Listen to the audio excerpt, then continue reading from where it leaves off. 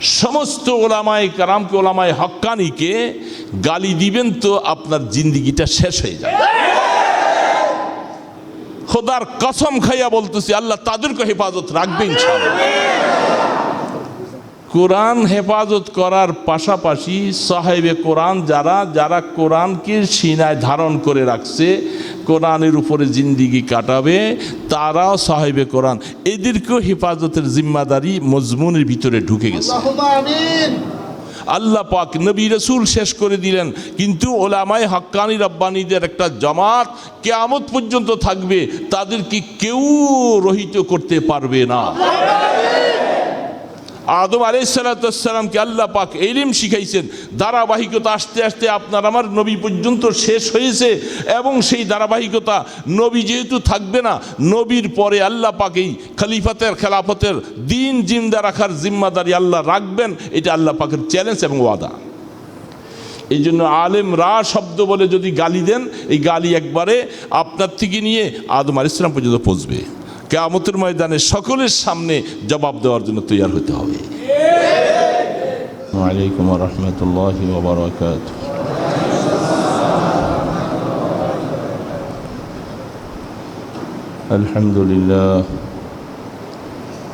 আলহামদুলিল্লাহ নাহমাদুহু ওয়া নাস্তাঈনুহু ওয়া নাস্তাগফিরুহু ওয়া নু'মিনু বিহি ওয়া নাতাওয়াক্কালু আলাইহি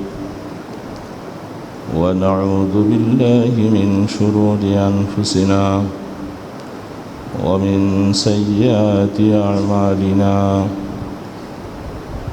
من يهد الله فلا مضل له ومن يضلله فلا هادي له ونشهد أن لا إله إلا الله وحده لا شريك له ونشهد أن سيدنا ومولانا محمدا عبده ورسوله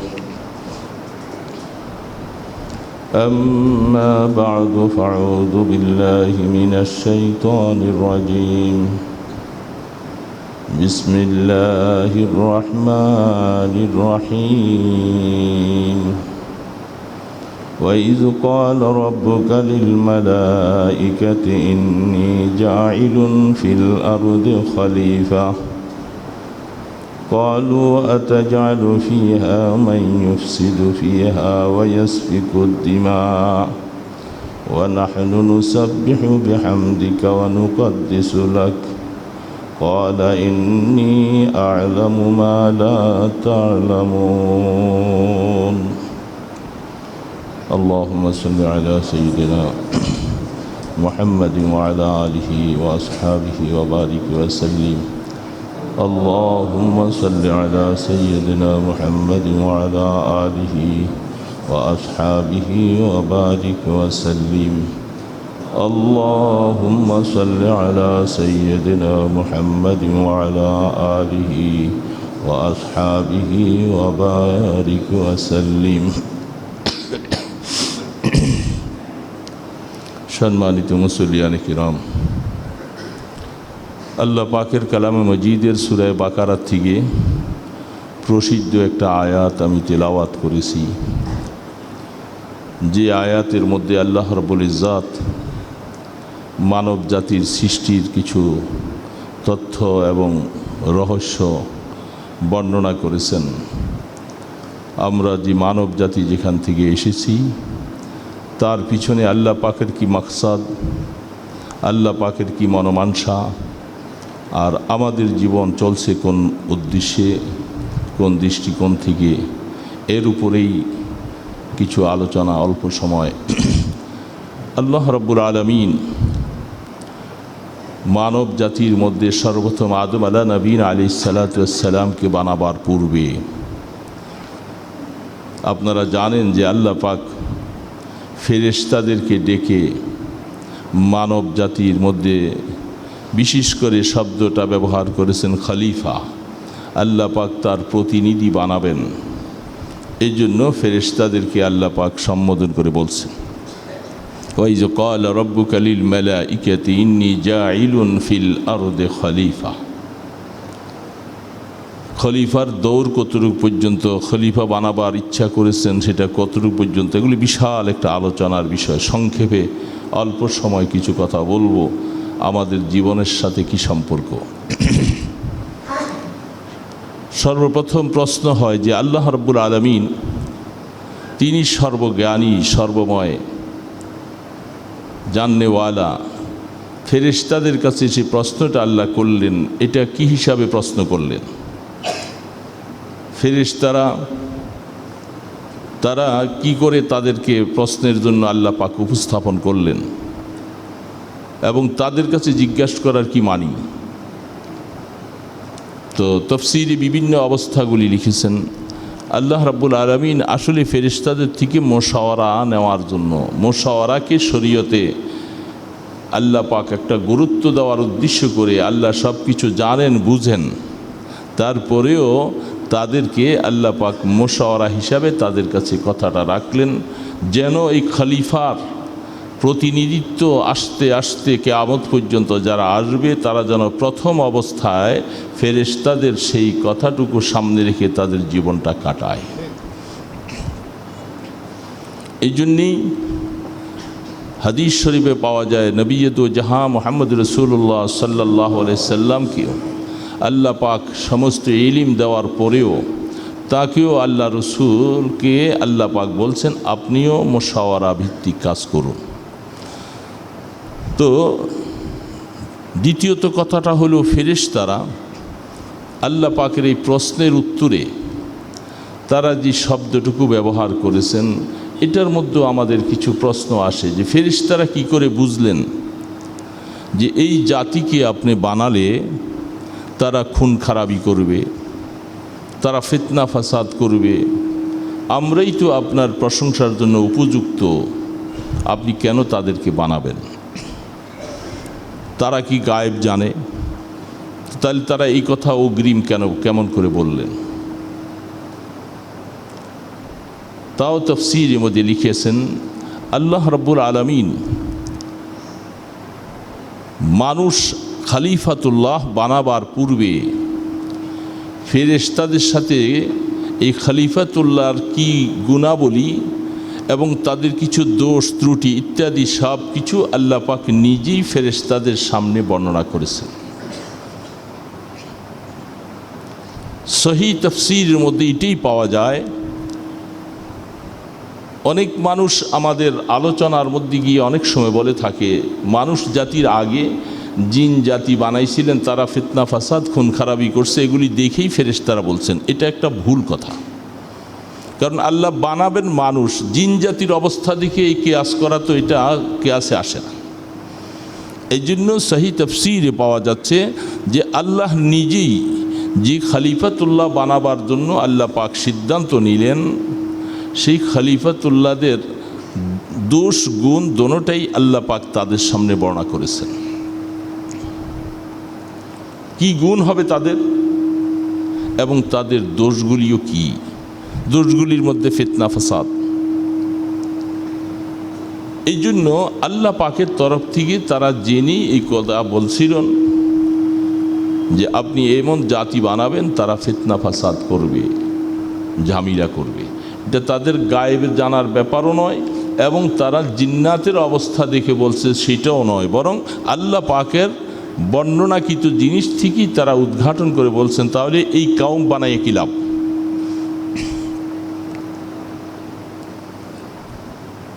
আল্লাহ সুবহানাহু তাআলা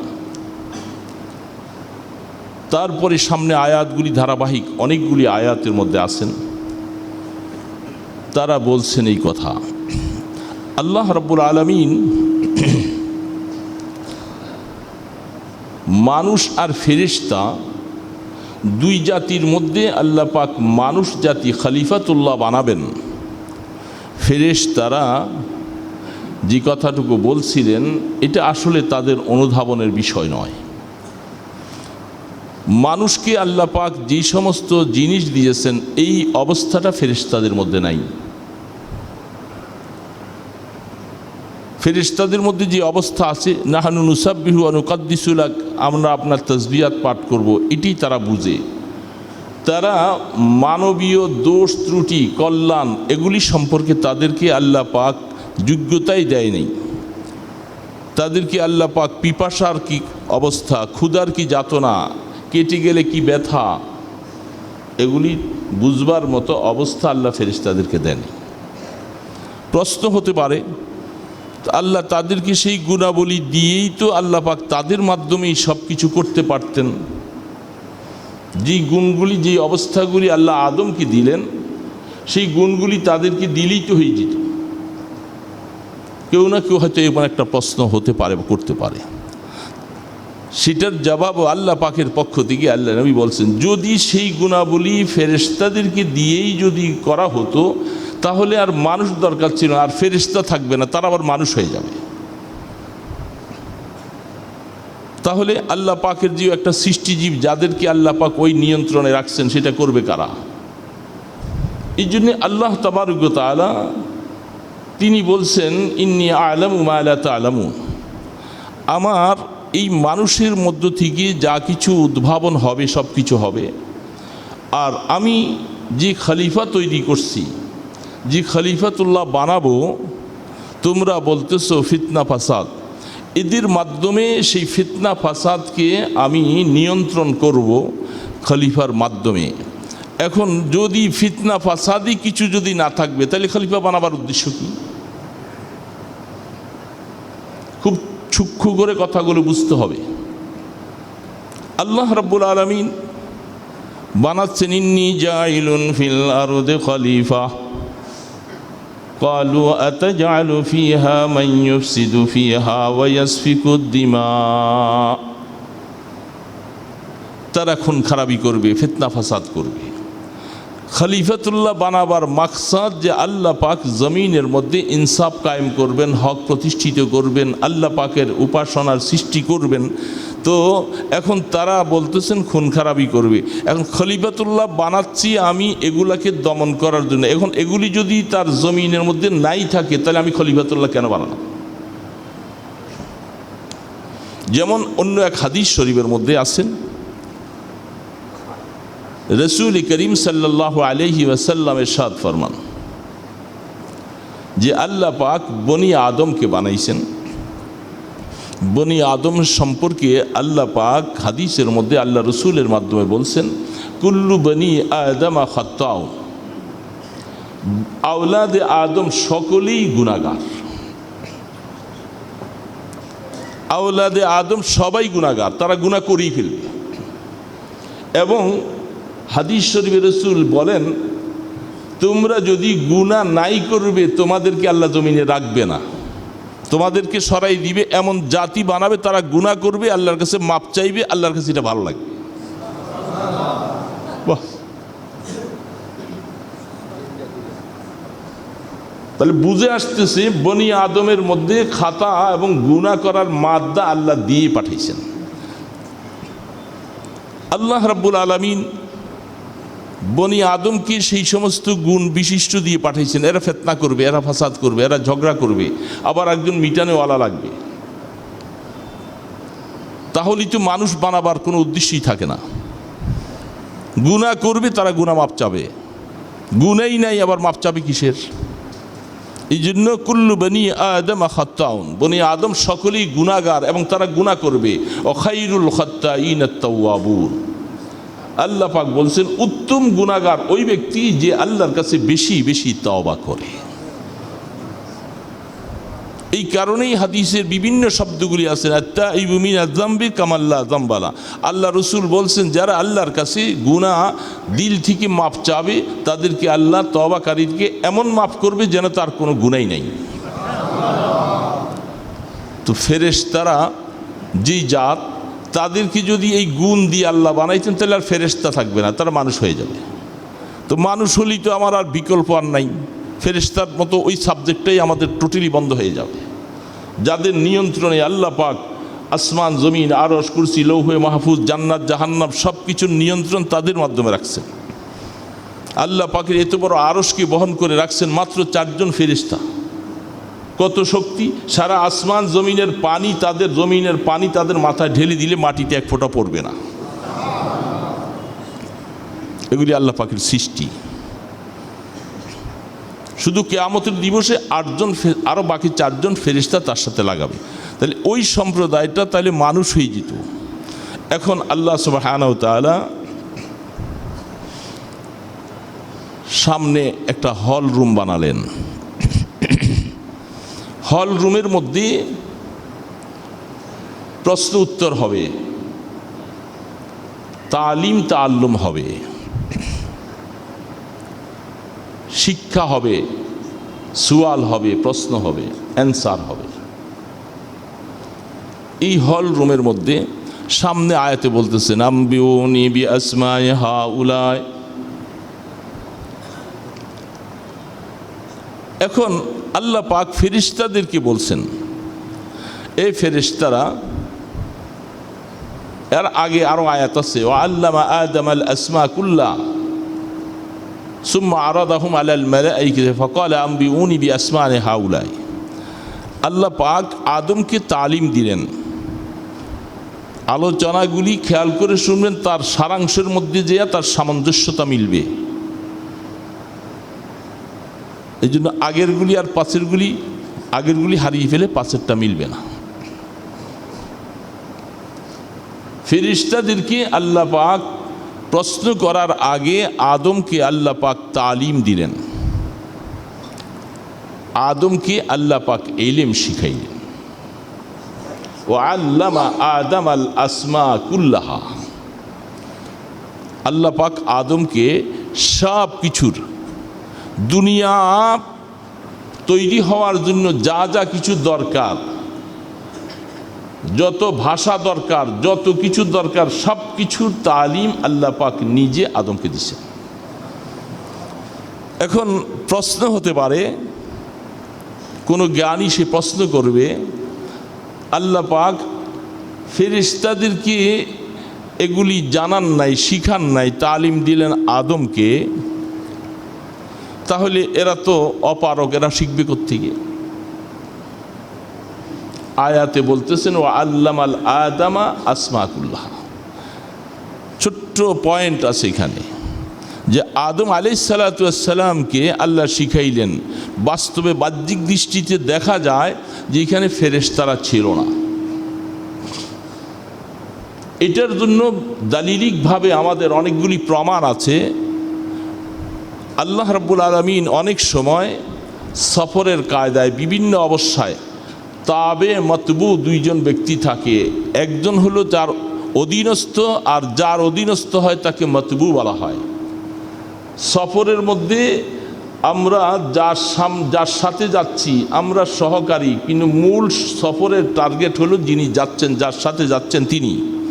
মুসা আলাইহিস সালাতু ওয়াস সালামকে আল্লাহ পাক যখন মাজমা আল বাহারের মধ্যে সফর করতে যখন পাঠালেন, তখন সাথে মুসা আলাইহিস সালাম এবং সাথে তার খাদেম ছিল ইউশা ইবনে নুন আলাইহিস সালাতু ওয়াস সালাম।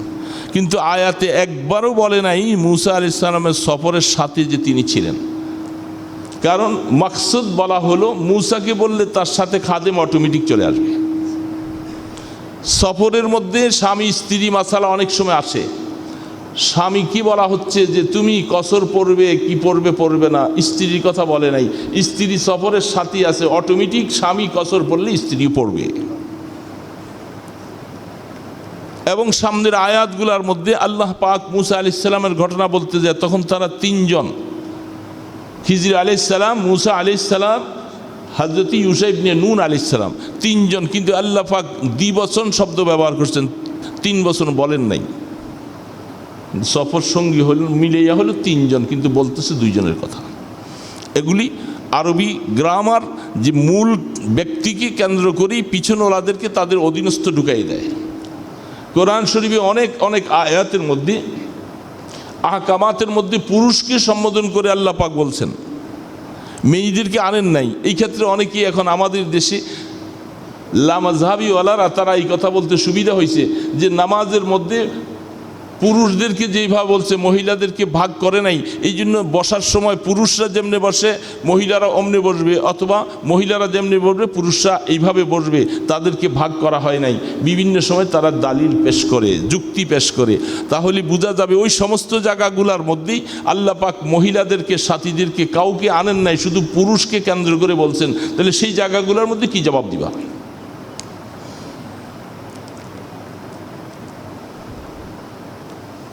আল্লাহ রাব্বুল আলামিন ঠিক এই জায়গাটার মধ্যে ওয়াল্লামাল আদম আসমা কুল্লাহা, আল্লাহ পাক বলতেছেন আমি আদমকে তালিম দিয়েছি, শিক্ষা দিয়েছি, এলিম শিখাইছি। সব কিছু কুল্লাহা, যত কিছু পৃথিবীতে এখন আবিষ্কার দেখতেছেন, যত ভাষা সারা পৃথিবীতে আছে, সমস্ত ভাষা সব কিছু আল্লাহ পাক শিখাইছেন আদমকে। সমস্ত কিছুর মাসলা মাসাইল জানা জনই, সব কিছুর হালাত অবস্থা কি হবে, কার কি গুণ, কোনটার কি ক্ষতি, সব কিছু আল্লাহ পাক তালিম দিয়েছেন আদমকে। আমরা এখন কালের বিবর্তনে আইসা নিজেদের যুক্তি এবং নিজেদের প্রজ্ঞাকে খাটাইয়া আমরা অনেক কিছু আবিষ্কার করতেছি। সব কিছুর মূল ওইখানে, এগুলি ওই দিন সব আবিষ্কৃত হয়েই গেছে। এখন ওই যে হল রুমটার মধ্যে তাফসীর ওয়ালারা বলতেছেন হাদিসের দ্বারা তার প্রমাণ পাওয়া যায়, আল্লাহ রাব্বুল আলামিন আদম আলাইহিসসালামকে যখন শিখাইতেছিলেন ওই হিসাবে ওইখানে ওই হল রুমের মধ্যে ফেরেশতারাও ছিল।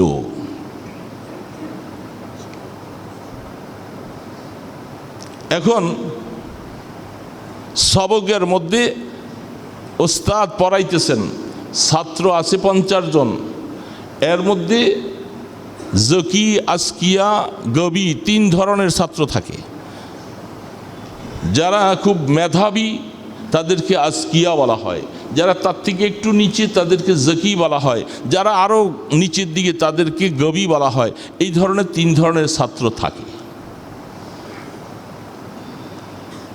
প্রথম 2 দল যারা ওস্তাদের তাকরীরগুলি মোটামুটি মেহনত করলে তারা জব্দ করতে পারে, আর যেটা গবি মার্কা, দামিশ মার্কা, ওটারে খোঁচাইতে খোঁচাইতেও তার কাছে কিছু নাই। এটাকে দোষ ওস্তাদের। ছাত্রের দোষ, সে নিজে জব্দ করতে পারেন। আল্লাহ রাব্বুল আলামিন ফেরেশতাদেরকে সেই আদমের মানবীয় যেই গুণটা ক্যাচ করার মতো যে অবস্থাটা, যে মেধা, যে অবস্থা, এটা তাদের সৃষ্টির মধ্যে নেই। আর দেয় নাই কেন? এটা ওই জবাব যে দিলেই তো তারা আবার মানুষ হয়ে যাবে, এটা বোঝা। তাদেরকে ফেরেশতা হওয়ার জন্য যেই যা দরকার আল্লাহ সেটা দিয়েই তাদেরকে হল রুমে একত্রিত করছে, তোমরাও বসো, তোমরাও শোনো। এখন তাদের মধ্যে সেই মেধা না থাকার কারণে আদম আলাইহিসসালাম যেগুলি জব্দ করতে পারছেন এগুলি ফেরেশতারা পারে নাই। তাইলে প্রশ্নের জবাব হয়ে গেল যে ফেরেশতাদেরকে আল্লাহ শিখাইলেন না। আল্লাহ বলছে যে আমি তো ক্লাসের মধ্যে পুরা তাকরীর করেছি, সব কিছু আদমকে শিখাইছি, সেখানে তোমরাও ছিলা, কিন্তু তোমরা জব্দ করতে পারলা না, মানে আমার কি দোষ? তারপরে সব কিছু শিখাবার পরে আল্লাহ পাক বলে ক্বালা ইয়া আদামু আম্বিহুম বিআসমাই হাউলাই। বড় সুন্দর তো আল্লাহ পাকের কোরআন, যে কি মজা আর কি স্বাদ, কি অবস্থা। আল্লাহ রাব্বুল আলামিন এবার আদমকে বলতেছে, আদম আম্বিহুম। আল্লাহ রাব্বুল আলামিন এই কথাটা বলার আগে ফেরেশতাদেরকে বলতেছেন ইয়া মালাইকা আম্বিউনি বিআসমাই হাউলাই। এবার আল্লাহ নিজে বলতেছেন, এ ফেরেশতারা, আদমকে জিজ্ঞাসা করব পরে। এই যে আমি এতক্ষণ হল রুমে ক্লাস করলাম, সবক পড়াইলাম তোমাদেরকে, তোমরা একটু এগুলার নামগুলি আমাকে একটু শোনাও দেখি। ফেরেশতারা কিছুই পারে না, কোনো জবাব দিতে পারতেছে না। আল্লাহ পাক প্রশ্ন শেষ করলেন। এবার আল্লাহ পাক বলতেছেন, এ আদম, আয়াতের ধরন কি? ওইখানে বলছেন ফেরেশতারা তোমরা আমাকে জানাও। কাকে জানাও? আল্লাহ। আমাকে বলে কে বলতেছেন? আল্লাহ বলতেছেন। আল্লাহ তাবারক ওয়া তাআলা বলতেছেন আমাকে জানাও। আর এই যখন তারা পারল না, এবার আইসা আল্লাহ রাব্বুল আলামিন আদমকে বলতেছেন, ক্বালা ইয়া আদামু আম্বিউহুম বিআসমাই হাউলা। এবার আদমকে শিক্ষকের মর্যাদা দিয়া এদেরকে ছাত্র বানাইয়া আল্লাহ পাক বলতেছেন, আদম তুমি তাদেরকে জানাও। এতক্ষণ ওইদের কি বলছিল, এই ছাত্ররা তোমরা আমি আল্লাহকে একটু জানাও। আর আদম আলাইহিস সালামকে আল্লাহ পাক মুআল্লিমের মর্যাদা দিয়া, ওস্তাদের মর্যাদা দিয়া বলতেছেন, এ আদম তুমি তাদেরকে শিখাও। আম্বিউহুম বিআসমাই হাউলাই। আদম আলাইহিস সালাম আল্লাহ পাকের অর্ডার পাইয়া যথাযথভাবে তাকরীর যেমন হওয়া দরকার, ফেরেশতাদের সামনে সব কিছু টু দি পয়েন্ট আল্লাহ পাকের তরফ থেকে আদম আলাইহিস সালাম সব বর্ণনা করে দিলেন।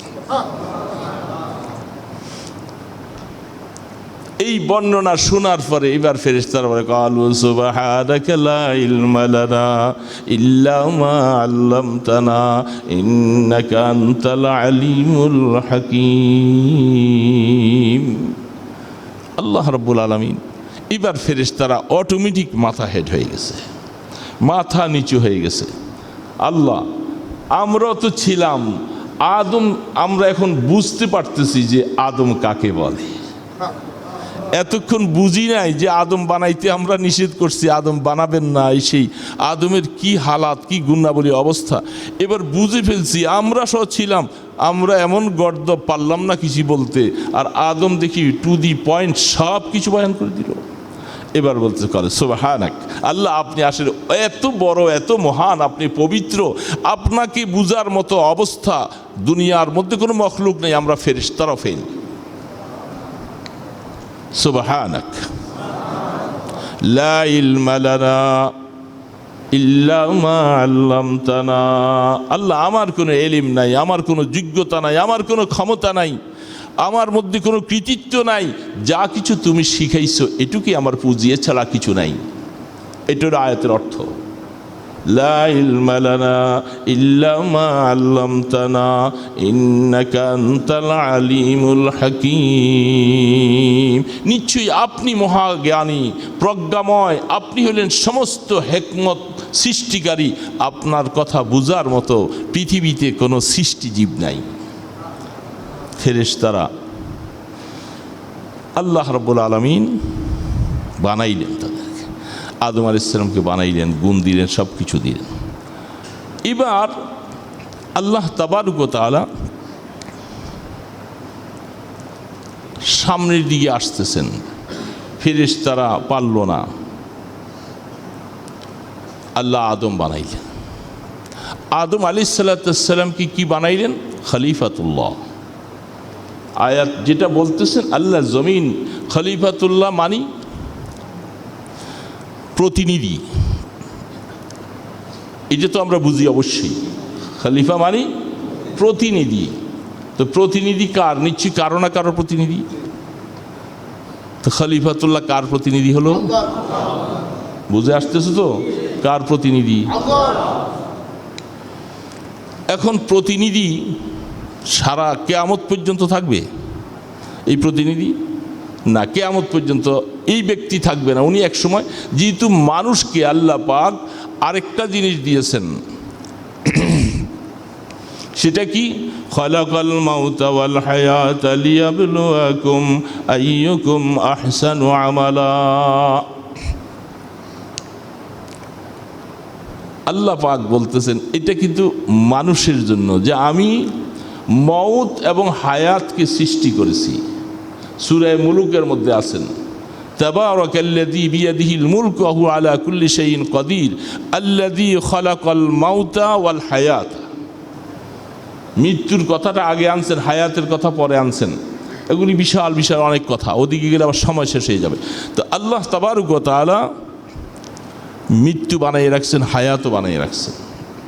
তাহলে বোঝা যাচ্ছে আল্লাহ পাক যেটা বলতেছেন, এই প্রতিনিধিদের মধ্যে থেকে একজনেই কিয়ামত পর্যন্ত থাকবে না, তাদের মধ্যে কি আসবে?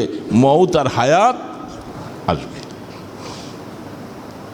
তো যখন খলিফা তিনি মৃত্যুবরণকারী জাত, মৃত্যুর স্বাদ গ্রহণকারী জাত যখন খলিফা বুঝে আসলো তার লয় আর ক্ষয় আছে, তিনি সর্বসময়ের জন্য নয়।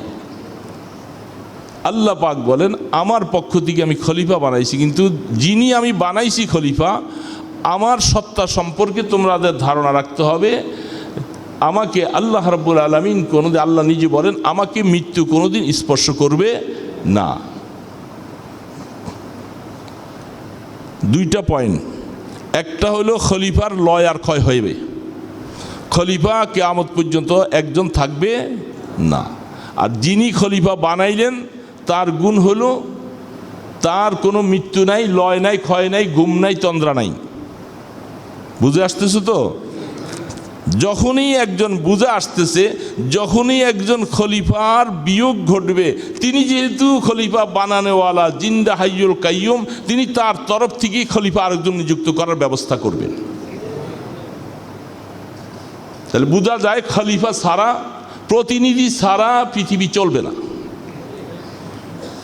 আল্লাহ রাব্বুল আলামিন যেহেতু বানানোওয়ালা, যার খলিফা তিনিও যদি শেষ হয়ে যেতেন তাহলে পরবর্তীতে বানানোওয়ালা থাকতো না। আর তিনি তো ওই জাত, ওই সত্তা, তিনি বানানোওয়ালা, তার লয় নাই, ক্ষয় নাই, তিনি একজন বিয়োগ হলেই আরেকজন বানাবে।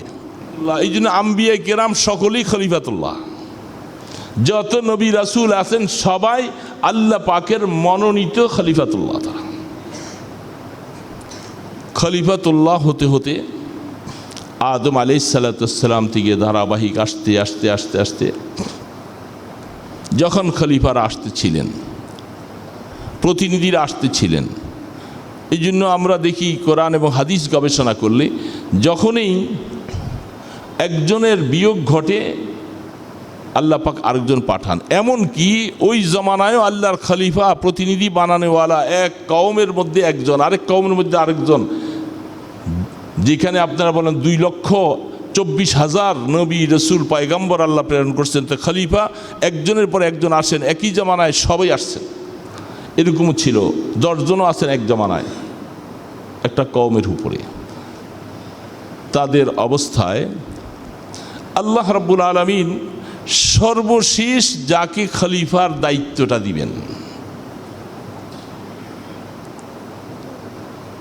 তিনি হলেন মুহাম্মদ রাসূলুল্লাহ সাল্লাল্লাহু আলাইহি ওয়াসাল্লাম। এই জন্য কোরআন বলতেছেন যে আয়াতের মাহাত্ম্য হলো যে আল্লাহ পাক, হে মানুষ সকল তোমরা জেনে রাখো আমি রসুল সমস্ত পৃথিবীর সকলের জন্য রসুল। তাহলে রসুল পাক সাল্লাল্লাহু আলাইহি ওয়াসাল্লামকে আল্লাহ পাক সর্বশেষ প্রতিনিধি, আল্লাহর পরে সর্বশেষ প্রতিনিধি আদম শুরু, আর শেষ হলো মুহাম্মদ রাসূলুল্লাহ সাল্লাল্লাহু আলাইহি ওয়াসাল্লাম, তিনি সর্বশেষ। এই জন্য তার সময় আইসা আল্লাহ পাক বলতেছেন যে আমি সকলের পক্ষ থেকে রসুল, এবং তিনিও কিন্তু সর্বস্থায়ী না। এই কারণে রসুল বলেন আমি সকলের মধ্যে রসুল, এবং আমার পরে আর কোনো নবী আসবেন না। এইখানে এসে এতদিন পর্যন্ত ধারাবাহিকতা ছিল, খলিফার ধারাবাহিকতা ছিল। রসুল আইসা ধারাবাহিকতা শেষ করে দিয়ে তিনি বলে গেলেন যে আমি রসুল শেষ, আমার পরে আর কোনো নবী রসুল আসবেন না, কিন্তু খলিফার দল থাকবে। ফায়াকসিরুন, খলিফার দল থাকবে। এখন রসুল করিম সাল্লাল্লাহু আলাইহি সাল্লাম তিনি চলে যাওয়ার পরে আল্লাহ রাব্বুল আলামিনের মনোমানসা, ওই প্রথম অবস্থায় আল্লাহ পাক খলিফা বানাইলেন কাকে? আদমকে দিয়ে। আদম বলতে মানুষ, আদম বলতে কি? আওলাদে আদম, মানুষ সম্প্রদায়। এবং মানুষ সম্প্রদায়কে আল্লাহ রাব্বুল আলামিন বানাইয়া ধারাবাহিকতা দিতে দিতে 2,24,000 মতান্তরে সমস্ত ওই খলিফা প্রতিনিধি বলতে নবী রসুলদের পরে শব্দগুলি, কিন্তু আসল মূল হলো খলিফা। তারা আল্লাহ প্রদত্ত প্রতিনিধি আইসা জমিনের মধ্যে কাজ করবেন, এবং সর্বশেষ হলেন রসুল। এখন রসুল তিনি বলে গেলেন আমি শেষ, আমার পরে আর কেউ আসবে না। এটার মধ্যে 16 আনা ইয়াকিন আছে তো? কারণ এটা হলো খাতামুন নবীনের আকীদা, রসুলের পরে আর কোনো নবী রসুল আসবে না, শেষ। রসুল বলছেন আমার পরে কিছু প্রতিনিধিরা আসবে। তাহলে প্রতিনিধি আসতে আসতে রসুল পাক সাল্লাল্লাহু আলাইহি সাল্লাম এইখানে আইসা আল্লাহ পাকের একটা আয়াত সাথে সাথে মিলাইতে হয়। আল্লাহ পাক বলছেন আমার দ্বীনের প্রতিনিধিত্ব করবে এরা, জমিন থেকে ফিতনা ফাসাদ দৌড়াবে, দাঙ্গা হাঙ্গামা এগুলা সরাবে, এগুলি জমিনে থাকবে, এগুলাকে সরাবে, জমিনের মধ্যে শান্তি কায়েম করবে। এদের এই দায়িত্ব দেওয়ার সাথে সাথে আল্লাহ পাক বলছেন ইন্না নাহনু নাযালনা যিকরা ওয়া ইন্না লাহু লাহাফিজুন। এই জন্য আয়েশা এই আয়াতটা লাগাই দিলেন। এখন আমি আল্লাহ রাব্বুল আলামিন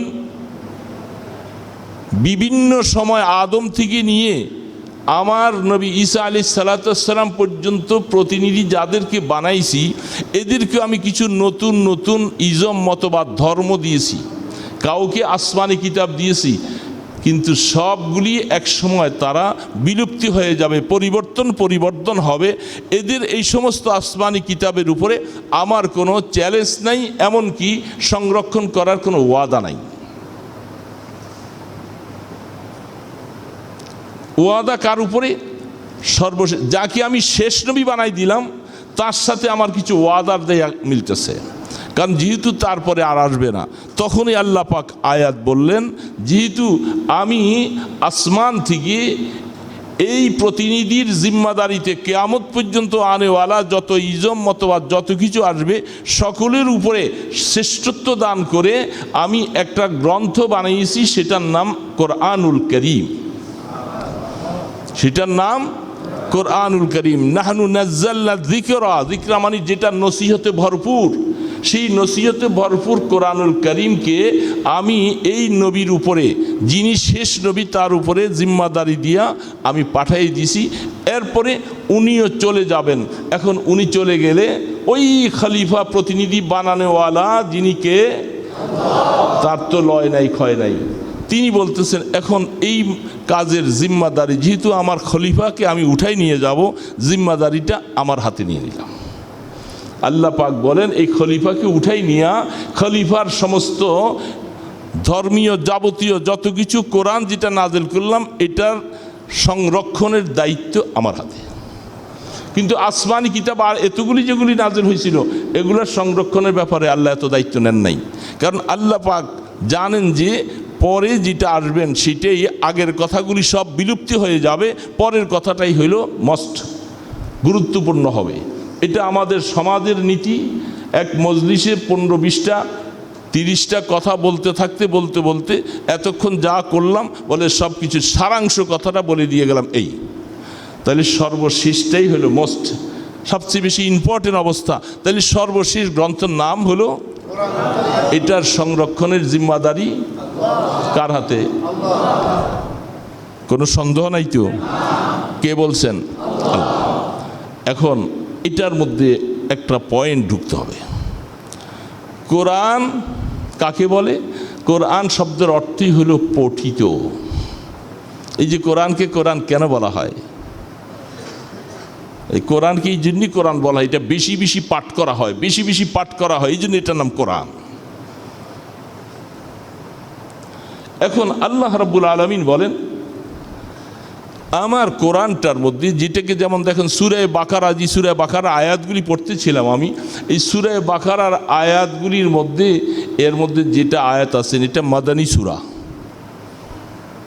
এবং আসছে কিন্তু কোরআন শরীফের প্রথম দিক দিয়ে।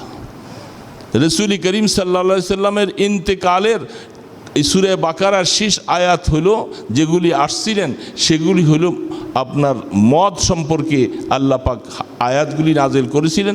রসুলের 80-84 দিন এর পরে আল্লাহ রসুল দুনিয়া থেকে ইন্তেকাল হয়েছেন। এই অবস্থার মধ্যে আয়সা মদের সর্বশ্রেষ্ঠ আইন নাজিল হয়ে গেলেন, কিয়ামত পর্যন্ত হারাম করে দিলেন। কিন্তু এই সূরাটা সূরায়ে মাদানী, আর কিছু সূরা মক্কি। মক্কি সূরা আর মাদানী সূরা জিজ্ঞেস করলে, এক আলেমকে জিজ্ঞেস করছিলাম একদিন, আপনি বলেন তো মক্কি আর মাদানী কাকে বলে? উনি বলতেছে যেটা মক্কায় নাজিল হয়েছে এটা মক্কি, আর যেটা মাদানী মদিনাতে নাজিল হয়েছে এটা মাদানী।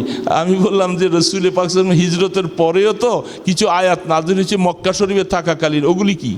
হ্যাঁ, কয় এটা বুঝি না। তাহলে আপনি মক্কি আর মাদানীর তারিফ বুঝলেন না। এখন হিজরতের পূর্বে যেই সমস্ত আয়াত নাজেল হয়েছে তার নাম হলো মক্কি। মনে রাখবেন সকলে, কোরআন শরীফের মধ্যে দেখবেন মক্কিয়া লেখা আছে, মাদানিয়া লেখা আছে। হিজরতের পরে যত আয়াত নাজেল হয়েছে তার নাম মাদানী। সূরা বাকারাটা হিজরতের পরে নাজেল হয়েছে। এই জন্য এই সূরাটার মধ্যে যে হাকামাত আছে, এই সূরার মধ্যে এত ফজাইল বয়ান করেছেন। এই সূরা সম্পর্কে হাদিসের মধ্যে বিভিন্ন রাওয়ায়াত পাওয়া যায়। হযরত ওমর ফারুক রাদিয়াল্লাহু তাআলা আনহু 12 বছর লাগছেন এই সূরাটা পড়তে। কি পড়ছে? আলিফ লাম মিম পড়ে গেছে। সূরা বাকারার সমস্ত সারা কোরআন শরীফের মধ্যে প্রাণ কেন্দ্র। তো সেই সূরা বাকারাটা, এটার মধ্যে আল্লাহ রাব্বুল আলামিন নাজিল করেন। এখন এই কোরআনগুলি বুঝতে যাইয়া তার জন্য সহযোগী কি লাগবে? হাদিস শরীফ লাগবে। হাদিস ছাড়া কোনোদিন কোরআন বুঝে আসবে না। কোরআনের ব্যাখ্যাটাই হলো হাদিস, যেটাকে আম্মাজান আয়েশা সিদ্দিকা রাদিয়াল্লাহু তাআলা আনহাকে বলছিলেন যে আল্লাহর হাবিবের কিছু চরিত্র আমাকে শোনান। তখন তিনি বলছেন খুলুকুল কোরআন, আল্লাহ রসুলের চরিত্র হইল পুরা 30 পারা কোরআন। মানে কোরআন থেকে রসুল, রসুল থেকে সব কিছু বোঝার জন্য হইল কোরআন, একটা আরেকটার সাথে ওতপ্রোতভাবে জড়িত। তাহলে বোঝা যাচ্ছে হাদিস ছাড়া কোরআন বুঝে আসবে। নামাজ পড়তে আল্লাহ বলছে নামাজ পড়ো, কেমনে পড়বেন নামাজ? দাঁড়াইতে হবে কিভাবে, বসতে হবে কিভাবে, রুকু সিজদা করতে হবে কিভাবে, কোথায় আত্তাহিয়াতু, কোথায় কি, এগুলি আছে কোরআন শরীফে আয়াতে। সম্পূর্ণ ব্যাখ্যা হলো হাদিস। এই জন্য সমস্ত তাফসীর কারকরা একমত, আল্লাহ রাব্বুল আলামিন যেহেতু কোরআনকে সংরক্ষিত রাখার জিম্মাদারি আল্লাহ নিয়েছেন, এর পাশাপাশি হাদিস সংরক্ষণের জিম্মাদারিও আল্লাহ পাকের হাতে। বুঝে আসছে কথাটা? কোরআনের সংরক্ষণের জিম্মাদারি কার হাতে? তাহলে তার পাশাপাশি হাদিস, হাদিস সংরক্ষণের জিম্মাদারিও। এই জন্য হাদিস সংরক্ষণ, কোরআন যতদিন সংরক্ষণ থাকবে হাদিসও ততদিন সংরক্ষণ থাকবে। এটার মধ্যে কিছু করা যাবে না। এই কারণে হাদিস সংরক্ষণের জিম্মাদারি, যেমন কোরআন শরীফ মুখস্থ করার মতো লোক আল্লাহ তৈরি করেছে। ছোট ছোট বাচ্চারা 30 পারা কোরআন শরীফ, পৃথিবীতে আর কোনো গ্রন্থ আছে নাই। এটার একমাত্র মুজিজা হলো আল্লাহ পাকের কোরআন। এখন দেখেন, হাদিসের ব্যাখ্যা বিশ্লেষণ দেওয়ার মতো রিজাল যাকে বলা হয়, আল্লাহ রাব্বুল আলামিন ওই যুগের থেকে এমন এমন লোক তৈরি করেছেন।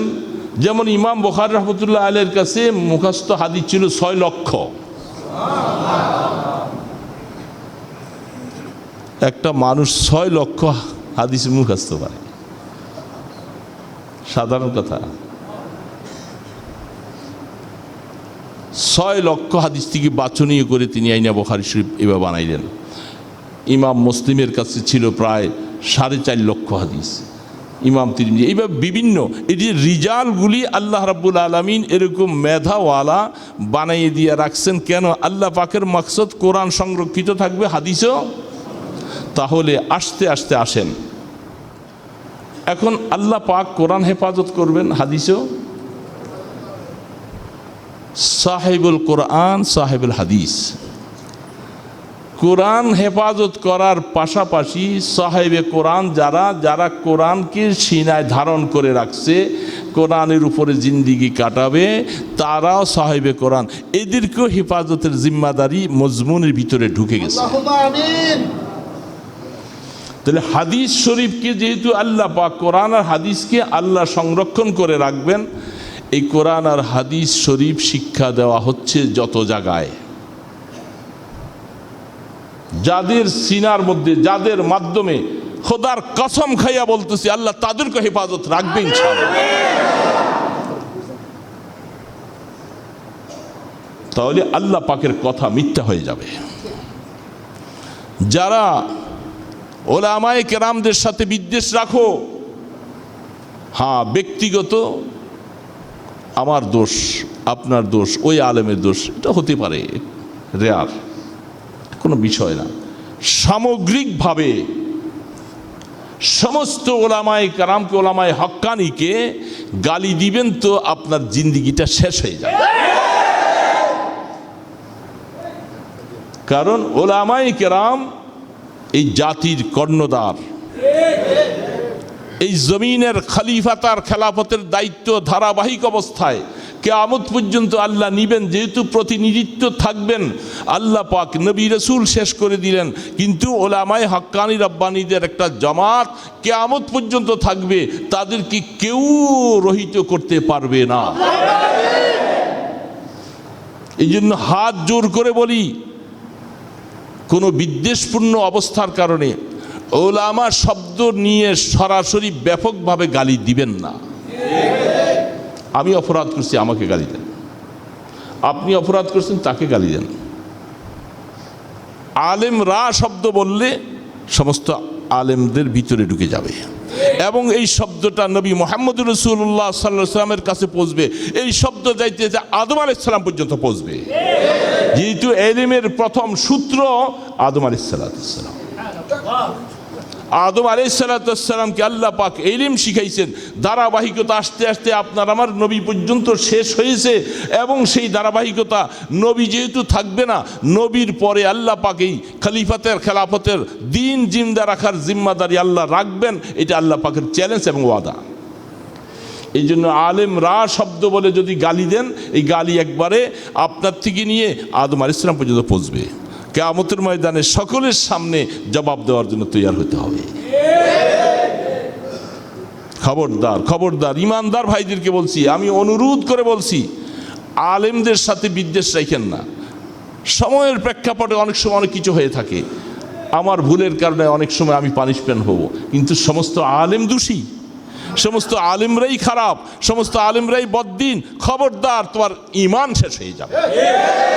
মুসলমান নাম নিয়ে কিয়ামতের ময়দানে যেতে পারবে না মুসলমান। ওলামায়ে কেরাম তাদের দ্বারা, এরা ওই যে আদম আলাইহিস সালামের শিক্ষা দেনেওয়ালা, সেই স্মৃতি আস্তে আস্তে আস্তে আস্তে আসবে। আল্লাহ পাকের, আমরা তাদের সাথে লেগে আছি, আমরা ওলামায়ে কেরামকে ভালোবাসবো। আল্লাহ এবং আল্লাহর রসুলকে ভালোবাসার অভ্যাস হলো তারা আলেমদেরকে ভালোবাসবে। আল্লাহ আর আল্লাহর রসুলের সাথে বিদ্বেষ করতে মনে চাইলে তারা আলেমদের সাথে বিদ্বেষ রাখবে। এই জন্য এখন হ্যাঁ, জমিনে আমি প্রথমেই বারবার বলে নিচ্ছি, মানুষের মধ্যে কাজ ফিতনা ফাসাদ করবে কারা? ফেরেশতারা। কারা করবে? তো ফিতনা ফাসাদ তো থাকবেই এটা জমিনে। এদেরকে দমন করার জন্য, সৃষ্টি করার জন্য, এগুলোকে সম্পূর্ণ করার জন্য আল্লাহ মানুষ বানিয়ে রাখছেন। এটা মানুষের মধ্যে এই অবস্থা, দোষ করবে, ত্রুটি করবে, ফিতনা করবে, ভুল করবে, এটা মানুষ করবেই। এই জন্য এই ফিতনা ফাসাদ করছে কেন? এই জন্য তাকে একেবারে আপনি সাইরা চলে যাবেন, তাহলে তো ঠিক হলে না, তাদেরকে সংশোধন করতে হবে। ফিতনা ফাসাদ করনেওয়ালাকে সংশোধন করবে। এই জন্য জাহিরিন আলাল হক, আল্লাহ পাক বলছেন কিয়ামত পর্যন্ত সত্যিকারের হকের উপর একটা পার্টি থাকবে।